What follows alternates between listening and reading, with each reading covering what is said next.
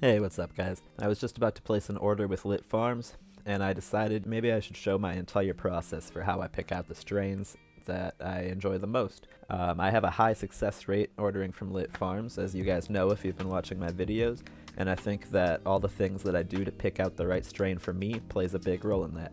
So, to start with, we got to talk about the difference between Essential, Preferred, and Supreme tier. With Essential, you're buying outdoor flower. It's not going to be bad. It will get you high, it'll be smokable. But at the same time, it might be a little bit rough. The bag appeal might not be there, but there'll be some potency. Next, the Preferred tier. With this one, some of them are outdoor, some of them are indoor. It's a bit of a mix. The Preferred is going to be not as rough, a little bit better tasting, more bag appeal, but roughly the same potency as the Essential. Overall, a better experience. I'd say worth the extra money. And then moving into Supreme, you're looking at indoor flower, some top shelf flower that really rivals what comes from legal state dispensaries.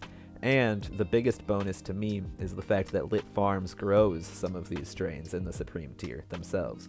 If you know Lit Farms, you know they've been growing for the legal medical cannabis industry for years and years, even before the THCa loophole was even a thing. So personally, I love being able to buy from a grower who has roots in the industry, knows what they're doing, knows what they're talking about, all that. That's the biggest reason I buy from Lit personally.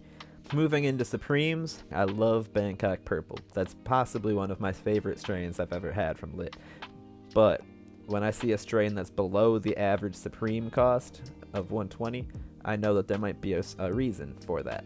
I'd like to stick to at least 120 or above because that's the average for the price range.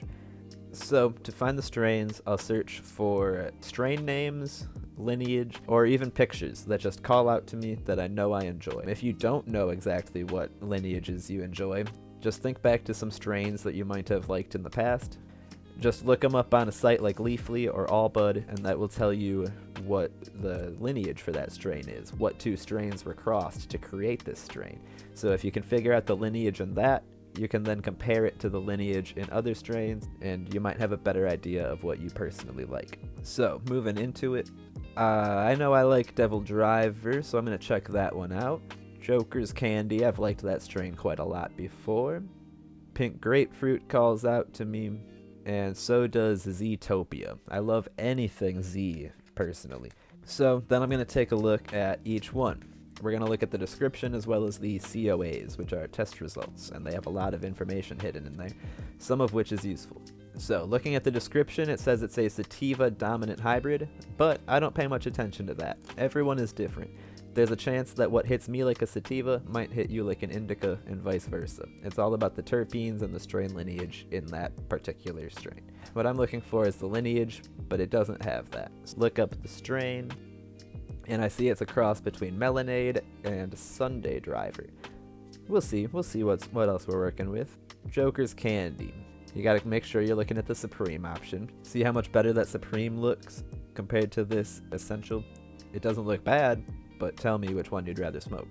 That's nice. I know I like Joker's Candy, so we're gonna click here for the product COA.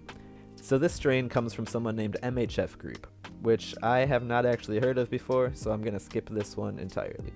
What I'm looking for is one that's grown by Lit Farms themselves, because like I said earlier, I know they have the history and the knowledge to grow a fire flower. So, Pink Grapefruit. Mysterious blend of Cinderella 99 genetics. Never heard of that, I'm intrigued.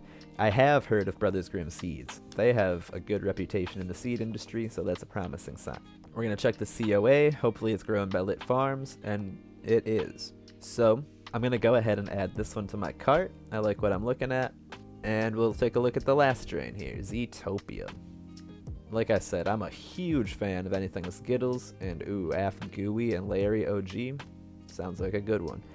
If it's grown by Lit, I will be buying it. And boom, Lost in Translation, beautiful. We're going to add that one to my cart. And I just want to clarify that if it says Fresh Bros or maybe Three Tall Pines, that doesn't mean it's a bad strain. But like I said, I buy from Lit because of their reputation and their knowledge and their grow abilities. So I'm going to buy what comes from Lit. That's why I'm here. But, you know, there's nothing wrong with the Fresh Bros strains. I've had them before, and they're also good. Moving on, we're going to make sure we have that little 5 off code in there. Make sure we're saving a little bit of money. There we go. Just like that, I think these are the strains I'm going to enjoy the most, because I bought what I personally will enjoy. Thanks for watching, happy smoking. Let me know what your process is.